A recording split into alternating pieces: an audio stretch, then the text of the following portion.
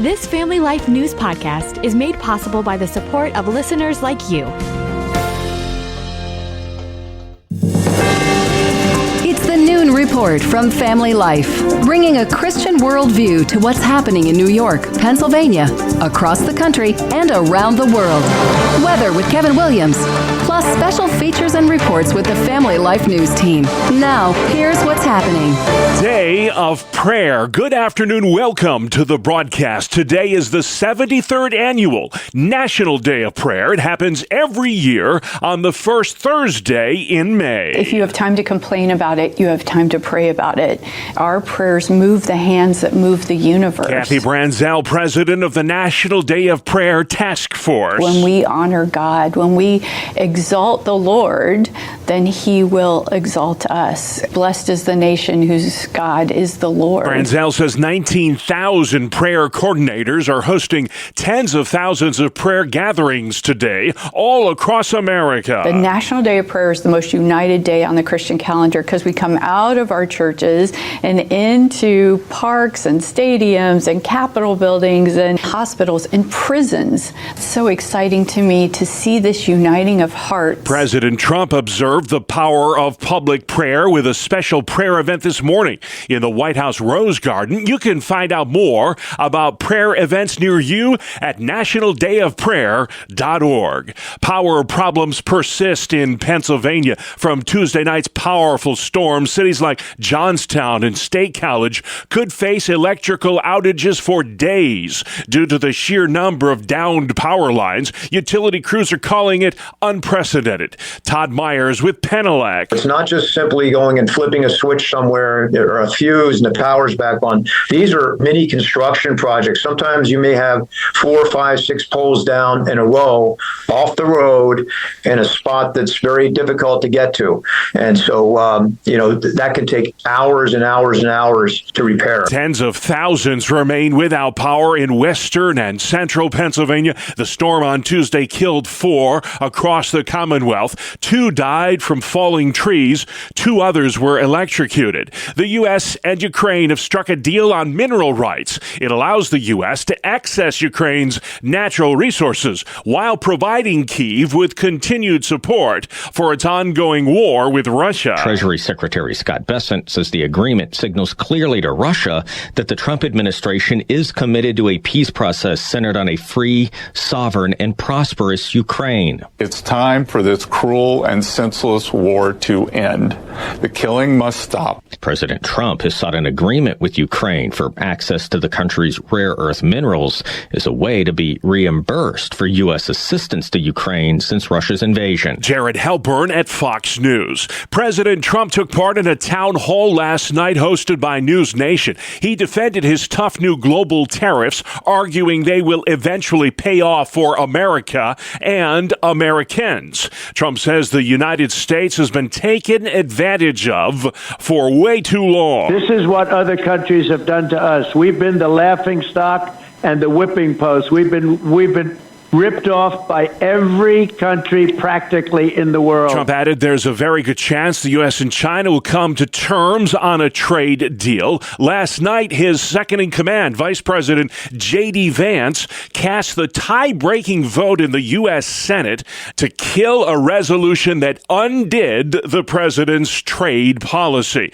Last night in San Francisco, former Vice President Kamala Harris delivered her first major speech since losing to Trump in last year's election. She blasted the Trump agenda. An agenda that is not lowering costs, not making life more affordable, and not what they promised. The former VP says the Trump tariffs are, quote, inviting a recession, end quote. Wildfires are spreading in Israel. Evacuees panicked as one fire came right up to the highway they were driving on. Reporter Linda Gradstein has the latest from Jerusalem. Israeli Prime Minister Benjamin Netanyahu warned that heavy winds could push the fire toward the outskirts of Jerusalem and even into the city itself.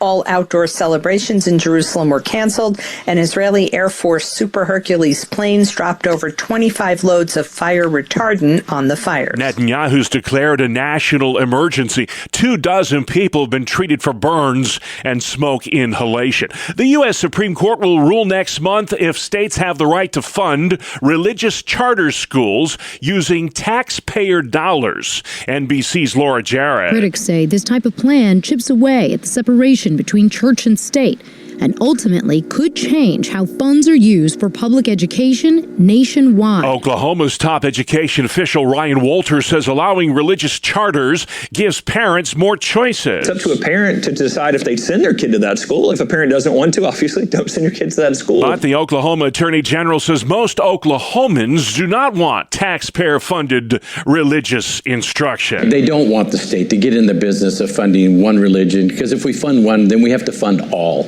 And it's just a slippery slope. Justice Amy Coney Barrett has recused herself from this case, which means it is possible there could be a 4-4 decision. If that happens, an Oklahoma Supreme Court ruling earlier that blocks this proposal would remain in place. A fan who fell from the right field bleachers during last night's Cubs-Pirates game at PNC Park in Pittsburgh, that fan is still listed in critical condition. That is just awful. Someone fell from above the Clemente wall, apparently, onto the track. That was the call on the MLB Sports Network. The man fell more than 20 feet. That game delayed for 10 minutes. Several players on the field took a knee and offered a silent prayer.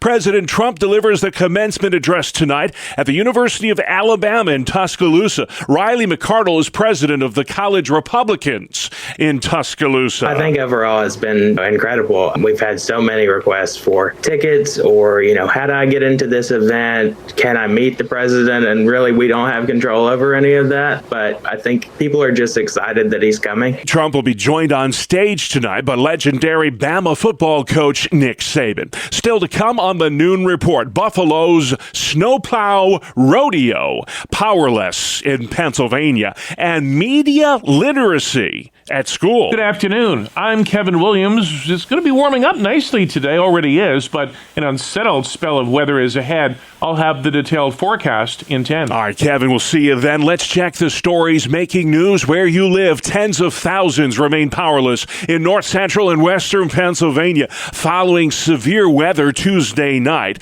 Those fast-moving storms caused the deaths of 4 people, as well as damage to vehicles and power lines. Governor Shapiro says the volume of emergency calls was unprecedented. New York could soon become just the 11th state to legalize doctor-assisted suicide. The state assemblies passed the Medical Aid in Dying bill, which is modeled after an Oregon law. Oregon became the first state in the nation to permit physician-assisted suicide 30 years ago. Jeff Sugarman with the group Death with Dignity helped author that law. For patients, it gives them a great deal of peace of mind to know that they can control their own end-of-life decisions. And I think for families, it allows them to have a sense of closure because there is some definition to the time that that person is going to die, and they're able to die on their own terms. But Kristen Curran with the New York State Catholic Conference says assisted suicide is bad medicine. People like to scoff at slippery slope arguments, but we've watched this slippery slope happen elsewhere. And so I think, again, especially when you're talking to disabilities rights activists, they see the writing on the wall. They know that if something like this is passed, that it's only a matter of time before it's expanded. She says assisted suicide is problematic for many reasons. This bill forces doctors to lie on death certificates and to state the underlying condition as the cause of death rather than the fact that it was, a deadly cocktail of medication that was used to cause the death. So normally it's a felony to lie on a death certificate. If passed, the Medical Aid in Dying bill would allow the terminally ill, those who are deemed to have less than 6 months to live, the right to kill themselves with the aid of a doctor. Nearly a dozen student-athletes at a Syracuse high school have turned themselves in after a hazing incident that forced the cancellation of their season. Correspondent Michael Wallace. Lacrosse players from West Hill High School took a younger team member to a wooded area, put a pillowcase over his head, and stuffed him in a car trunk. They were armed with what appeared to be at least one handgun and at least one knife. Onondaga County DA Bill Fitzpatrick says if a sheriff's deputy had come across the scene, gun drawn, you can only imagine what could have happened. He called the prank hazing on steroids. He had threatened to charge those lacrosse players with kidnapping if they did not surrender. A Pennsylvania police officer who was killed during a shooting at a hospital this year died from friendly fire. The York County DA says Andrew Duarte was fatally struck by pellets from a shotgun blast fired by another cop. They were responding to a shooting this past February at UMPC Memorial Hospital in York. New York Governor Kathy Hochul is touting a budget deal that triples the child tax credit. The spending plan provides a tax credit of up to $1,000 per child under the age of 4 and up to $500 per child between the ages of 4 and 16. To get a few extra $100 in their pockets to pay those next bills. Families earning up to $170,000 a year would also get a child tax credit for the very first time. Meantime, the Pennsylvania state budget is due at the end of June. House Minority Leader Jesse Topper thinks it may be late this year. The current way we're doing things is unsustainable. The idea that we're going to continue to spend at the rate that we are without any public policy changes that will initiate economic growth, that's simply saddling future legislators with unenviable options. Governor Shapiro wants to expand gambling and legalize recreational marijuana to pay for that more than $50 billion spending plan. Legislation in the works in the Pennsylvania State Senate would establish media literacy curriculum for students at school. The bill, proposed by Senator Katie Muth, intends to help students learn about the credibility of news sources and how to discern facts versus fiction amid the rapid spread of information. The memo says the bill would establish a media literacy curriculum, create a list of resources and materials on media literacy for Pennsylvania school districts, and make approved media literacy training opportunities available for use in teachers' professional development programs. Brian Query, Family Life News. Thank you, Brian. Monroe County, New York's teaming up with Wegmans for a pharmaceutical waste collection program. The goal is to allow residents to get rid of unwanted medications. Waste that will be collected includes pills, liquid medications, inhalers, empty pill bottles, and syringes. The collection event is this Saturday at the Wegmans in Greece, New York. Buffalo, New York, mourning the loss of a well-known missionary. Amy Betros passed away yesterday. She was 71. Betros helped found St. Luke's Mission of Mercy. Mission volunteers sharing their thoughts on her with WGRZ. We lost an angel. Always putting the Lord first. It's sad, but we got to rejoice at the same time. She loved everybody. She had a heart what God called her to do. Betros co-founded St. Luke's more than 30 years ago. She sold her restaurant to provide food, clothing, shelter, and spiritual counsel to thousands throughout Buffalo. Well, if there's one thing you could count on in Mansfield, Pennsylvania, it was Tammy Colgrove delivering the mail. Yesterday was her last day on the job at delivering the mail with the Postal Service. Colgrove spent 35 years delivering the mail in Mansfield. She tells WENY it's hard to say goodbye. I have made so many friends, and they've all actually become like family to me. It's been my family for the last 35 years. I've been through a lot with a lot of them. You're only here for the few minutes that you see them, and some days it's the only people they may see is the mail carrier, you know, the elderly ones and the ones that live by themselves, and so we kind of make each other's day. The community will be holding a retirement party for Tammy Colgrove at the Mansfield Fire Department this weekend, a retirement that is well deserved. Sports is next. It's the 2-minute drill right here on the Family Life Noon Report. Good afternoon. I'm Randy Snavely. Bob, for the second straight year, the LA Lakers have been bounced from the NBA playoffs in the first round. The T-Wolves punched their ticket to the Western Conference semifinals with a 103-96 win. Rudy Gobert came up huge for Minnesota, 27 points and 24 rebounds, and Julius Randle chipped in with 23. The T-Wolves won the series 4-1. In the other Western Conference series played last night, the Rockets seized a 76-49 lead at the half and cruised to a 131-116 win to pull within a game of Golden State. The Warriors still lead the series 3-2.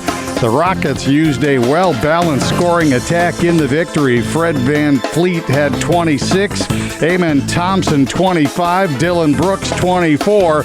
All 5 starters were in double figures. On the ice, the Caps and Panthers are moving on to the next round with 4-1 series wins. Washington beat Montreal 4-1. Florida doubled up Tampa Bay 6-3. The Jets have gone up 3-2 against the Blues after Winnipeg down St. Louis 5-3. Baseball. The D-backs held on to beat the Mets 4-3 despite home runs from Mark Vientos and Tyron Taylor. The Yankees fell to the Orioles 5-4 despite a 2-run shot from Aaron Judge. The Phillies got 3 home runs and they won their game. Schwarber, Kepler, and Real Muto doing the damage as Philadelphia knocked off Washington 7-2. The Pirates beat the Cubs 4-3. Andrew McCutchen drove in the tying run and scored the winning run in the 7th inning. Elsewhere, the Cards took a pair from the Reds. The Dodgers, Padres, Rockies, Brewers, Blue Jays, Guardians, Tigers, A's, Royals, and Mariners all picked up wins. That is a look at sports. All right, Randy, thank you very much. Still to come, the U.S. and Ukraine striking a deal. Roll Tide? How about Roll Trump in Tuscaloosa? And the power of prayer. We're talking to the National Day of Prayer coordinator right after this. Welcome to Breakpoint, a daily look at an ever-changing culture through the lens of unchanging truth. For the Colson Center, I'm John Stonestreet. In February, the persecution watchdog organization International Christian Concern reported on a group of Iranian Christian women who had crossed the southern border into the United States. After seeking asylum as victims of religious persecution, they were deported to Panama. After a brief detainment, the women were released with permission to only stay in the country for up to 90 days. Unless their pleas for sanctuary are granted there, they could end up back in Iran, facing the harsh punishment of that Islamist regime. Artemis Gazemzadeh became the face of this group. She became a Christian back in 2019 after a brief trip to Turkey. The New York Times described it this way, quote, "Converting was colossally risky. While Christians born into the faith are free to practice," by the way, that's not exactly true, Iran's Sharia laws state that abandoning Islam for another religion is considered blasphemy. That is true, and punishable by death. Some members of her Bible study group were arrested, end quote. Also, there were some Afghan women deported with the group of Iranian women. They could end up back in the hands of the Taliban. As Gazemzadeh noted in her statement, quote, "There are Afghan girls here who have been separated from their siblings. They're terrified of what will happen if they're deported into the hands of the Taliban. They say that if they're sent back, it will be an execution order that's already signed." Gazemzadeh insists that she and her fellow escapees need not be relocated to the U.S. They're simply terrified of being sent back to their respective anti-freedom, anti-woman homelands. In addition to Iran's draconian conversion laws, the Taliban recently issued an edict to resume stoning women to death for adultery. And of course, there, adultery could mean just accidentally glancing at a man that's not related to family. And when accused, women rarely get due process. Solutions will not be easy to find, especially when it comes to immigration policy that has been basically a free-for-all for so many years. But Christians that are free to speak out for persecuted brothers and sisters should do so. American Christians can ask elected officials to keep pressure on the State Department to work for the protection of believers around the world, in their own countries, and also when needed to provide sanctuary in the United States. For the Colson Center, I'm John Stonestreet with Breakpoint. All right, John, thank you very much for that. Let's head outside next. The always reliable Kevin Williams. Here is your Family Life weather forecast for this afternoon. Variably cloudy, warmer than yesterday. A couple of showers and locally strong thunderstorms will be in the area into tonight. High temperatures this afternoon in the 70s, low tonight in the 50s. Tomorrow and Saturday, rather cloudy, showers around, rumbles of thunder. High temperatures tomorrow, 60s and low 70s. Cooler on Saturday with highs in the 50s and 60s. All right, Kevin, thank you. This is the Noon Report on Family Life. I'm your host, Bob Price. Here's what's going on Monday, the first day of May. The U.S. and Ukraine have signed a deal giving us, the U.S., access to Ukraine's rare earth minerals. It's a way for Ukraine to compensate us for funding its war with Russia. And this was delayed, but we now have pen to paper. The idea behind this is to give the U.S. compensation and offer Ukraine protection, perhaps laying the groundwork ultimately for a ceasefire deal between Ukraine and Russia. Douglas Zader with Fox News. Our coverage continues with Keir Simmons at NBC. This deal appears to be a win for President Zelensky and a setback for President Putin, but it may not bring the end of the war closer. The turning point of this deal came last weekend when President Trump and President Zelensky met in Rome at the funeral of Pope Francis. President Trump's global tariffs could mean fewer toys under the Christmas tree this year. The commander-in-chief acknowledged that during a meeting yesterday at the White House with business leaders. Well, maybe the children will have $2 instead of $30, you know? And maybe the $2 will cost a couple of bucks more than they would normally. Last night, Trump's second-in-command, Vice President J.D. Vance, cast the tie-breaking vote in the U.S. Senate to kill a resolution that would have undone the president's trade policy. Power providers in Pennsylvania say it could take a week to get the lights back on from Tuesday night's killer storms, much of the damage in western and central PA. This is one of the top 3 events in my 40-year history, having worked in the utility business. Tens of thousands remain powerless. The storm killed 4 across the Commonwealth. 2 died from falling trees. 2 others were electrocuted. Nearly a dozen high school lacrosse players in Syracuse have surrendered to police following a hazing incident that forced the cancellation of the rest of their season. The student athletes at West Hill High accused of staging the kidnapping of a fellow teammate. This is hazing on steroids, okay? That's the district attorney of Onondaga County, Bill Fitzpatrick. I understand the attitude of boys will be boys, and it's all a rite of passage, and why are you involving yourself in this? I've seen the videotape of what happened to this young man. Fitzpatrick says the victim was blinded by a hood, had his hands tied together, and then driven around Onondaga County while locked in the trunk of a car. Nicotine use is still a problem for many of today's teenagers. Matt Piper has that report. A new study finds the number of teens using nicotine pouches nearly doubled from 2023 to 2024. The University of Southern California study explored the habits of 10,000 sophomores and seniors in high school. It found they're using Zyn nicotine pouches for their appetite-suppressing effects. The pouches have previously been linked to heart trouble in teenagers. About 3% of teens say they use the nicotine pouches daily. A frightening scene in Major League Baseball. A fan fell more than 20 feet last night from the right field stands at PNC Park in Pittsburgh. It happened during the 7th inning of the Pirates-Cubs game. That fan is listed in critical condition according to Pittsburgh Public Safety. The situation sobering enough that managers from both teams saw this from their respective dugouts hundreds of feet away and immediately came out onto the field. The fan received treatment for about 5 minutes after he fell from the 21-foot-high stands or Clemente wall. Correspondent Sam Brock says some players took a knee and prayed immediately following that harrowing incident. President Trump delivers the commencement address tonight at the University of Alabama. He'll speak to the class of 2025 at the Coleman Coliseum in Tuscaloosa. Trump will be joined on stage by legendary former Crimson Tide football coach Nick Saban. This morning, the president presided over a National Day of Prayer event in the White House Rose Garden. And a woman recognized as the oldest person on planet Earth has just died at the age of 116. Sister Ina Canabaro Lucas died Wednesday in Brazil. Her death was announced by the Congregation of Teresian Sisters of Brazil, who called hers a life of dedication and devotion. The mantle of world's oldest person now passes to Englishwoman Ethel Caterham. age 115. She's thought to be the last surviving subject of King Edward VII. I'm Michael Kastner. Very interesting. Thank you, Michael. You're listening to the Noon Report for Thursday, right here on Family Life.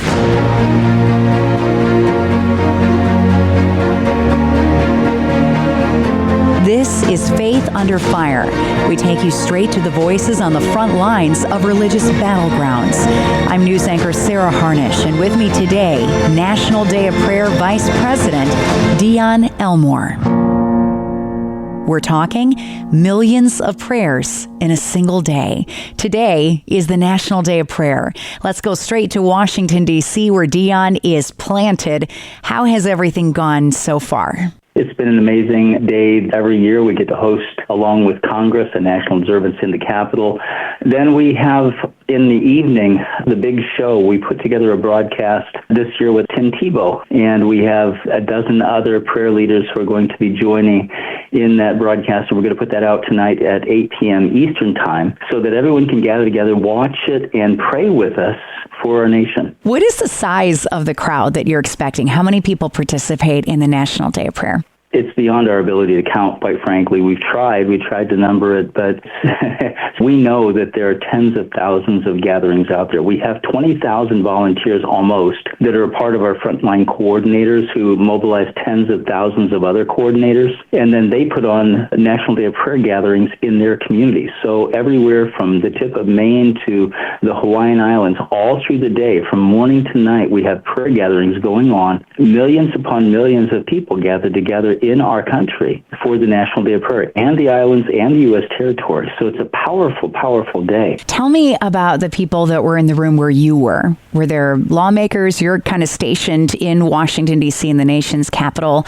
And do you feel like you had more access than in years past? You know, the access has been wonderful this year. The Speaker of the House of Representatives, Mike Johnson, his office has hosted this in. We've had great support from Senator John Thune and John Lankford from the Senate side. So, yes, we've had great representation. I mean, this is a congressional event. People don't realize that Congress enacted this law back in 1952. It was amended in 88 to make it the first Thursday of May. But this has been a public law in our nation, and so this is a congressional observance. It's wonderful to have the leaders of our nation embrace the legislation that was passed decades ago and to keep it flourishing for the generations to come. How can people take part? Go to our website at nationaldayofprayer.org. We have a tab called Events. If you click on that, you can find a gathering in your area. So anywhere that you live in the country, you can do a search by state, and it'll list all the gatherings in your state by city. Go and join them and pray with the people in your community today. Pray for your leaders. Pray for the influencers in your community who are influencing you. And then you can go to our website. You can click on the banner that we'll have on the front page. You can watch the broadcast there, or you can join us on our Facebook page at National Day of Prayer. You can join us on YouTube at National Day of Prayer. There are so many that are carrying this broadcast. They're all joining together today to give a clear presentation of the gospel through the broadcast, which Tim does an amazing job of, and to call the nation to prayer. The country's in a dark place. There's so many things that are just accepted as part of the culture now. LGBTQ plus wars, transgender boys in girls' sports and bathrooms, DEI, a step toward abortion since the overturning of Roe versus Wade. What are you seeing from an organization that spends its time year-round praying over issues just like this? Do you feel a shift? We feel a tremendous shift in the fact that God is pointing people back to Jesus. We see a shift in people seeking the Word of God. Last year, if you remember, our theme was lift up the Word, light up the world. When people pour into the Word of God and pour out their concerns and their fears and their dreams and their hopes and their desperation to Him, it says that He will hear and He will act on our behalf. We see a shift in the hopefulness that people have that He is in control. Forget all the issues. Read Romans. The first couple of chapters, history repeats itself, right? The world was in no better shape back then when Paul wrote that than it is today. We don't hope in chariots. We don't hope in kings. We don't hope in presidents. We don't hope in legislators. We hope in Jesus Christ, the Lord of glory. Why be strategic with prayer? Why set a day aside to pray like this? Why does it matter? There is power in unity. You see that over and over again in Scripture. God calls us to be unified. They were all, the Church of Acts, in one accord. They were praying in one accord. There's power when God's people set their focus and their attention on Him. Learn more at nationaldayofprayer.org. Thank you very much, Sarah. And that was National Day of Prayer Coordinator Dion Elmore. You can subscribe, listen to, and share this feature, as well as all our original podcasts at Apple Podcasts, Spotify, YouTube, or FamilyLife.org. Good afternoon. Here is your Family Life regional weather forecast. The area of high pressure that brought that crisp, fresh, clear condition yesterday is moving away now. Warmer weather is ahead, but the warmth will be accompanied by moisture and a disturbance, several of them actually, that'll spell some showers and thunderstorms. For this afternoon, variably cloudy, warmer than yesterday. A couple of showers and locally strong thunderstorms will be in the area into tonight. High temperatures this afternoon in the 70s, low tonight in the 50s. Tomorrow and Saturday, rather cloudy, showers around, rumbles of thunder. High temperatures tomorrow, 60s and low 70s. Cooler on Saturday with highs in the 50s and 60s. All right, thank you, Kevin. Finally at noon, Buffalo, New York's Chris McBride has just defended his title as the world's best snowplow driver. Not sure we need many of those right now, but anyway, Family Life's Dee Haley has the latest on the results of this year's Buffalo Snowplow Rodeo. The Snowplow Rodeo returned to Buffalo yesterday, drawing the top snowplow drivers from across the country to compete in a series of obstacle courses at the Buffalo Niagara International Airport Fire Training Grounds. The courses were designed to mirror the challenges drivers face on the job during snowstorms. Buffalo's own Chris McBride successfully defended his championship title, reportedly finishing the course in 3 minutes and 51 seconds. The rodeo was part of the 56th annual Snow Symposium. Buffalo is the chosen location because of its history with snow. Dee Haley, Family Life News. All right, thank you very much, Dee. And just like that, we're out of time. That's our world, the world we live in. Thursday, the 1st of May. I'm Bob Price, Family Life News. You've been listening to the Noon Report, heard weekdays on Family Life. Thank you for listening.